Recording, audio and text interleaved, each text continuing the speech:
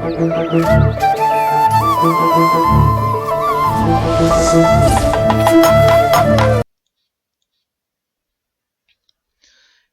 வாத்தியார் கூட அந்த வார்த்தையை அத்தனை முறை உச்சரித்திருக்க மாட்டார். ஆனால் கோடம்பாக்கம் மேடைகளில் பல முறை உச்சரிக்கப்பட்ட வார்த்தை தான் இந்த கெமிஸ்ட்ரி. ஒரு ஹீரோயினுக்கும் ஹீரோவுக்கும் கட்டிப்பிடி மேட்டர்கள் கணக்கச்சிதமாக அமைந்தால் அதுதான் கெமிஸ்ட்ரி என்று பதப்படுத்தி வைத்திருக்கிறது அவ்வுலகம்.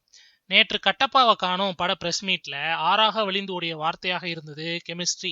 எஸ், படத்துல ஐஸ்வர்யா ராஜேஷும் சிபிராஜும் அதிகம் பேர் பொறாமையால் வெந்து சாகிற அளவுக்கு கெமிஸ்ட்ரி காட்டினார்கள். உருளல் புரளல் தாராளமாக இருந்ததால் அங்கு வந்திருந்த திரைப்பட மீடியேட்டர்கள் சிலரும் கூட படத்திற்கு பிளஸ் சிக்னல் காட்டியபடி வழிந்ததை பார்க்க முடிந்தது. எப்படிங்க இப்படி அந்த புதிரை சிபியா விழ்த்தார். கதைப்படியே நானும் ஐஸ்வர்யாவும் நெருக்கமா நடிக்க வேண்டியிருந்தது. ஆனால் இதுக்கு முன்னாடி நான் அப்படியெல்லாம் நடிச்சதில்ல. கொஞ்சம் தயங்கப்படிதான் அவங்களை அப்ரோச் பண்ணேன்.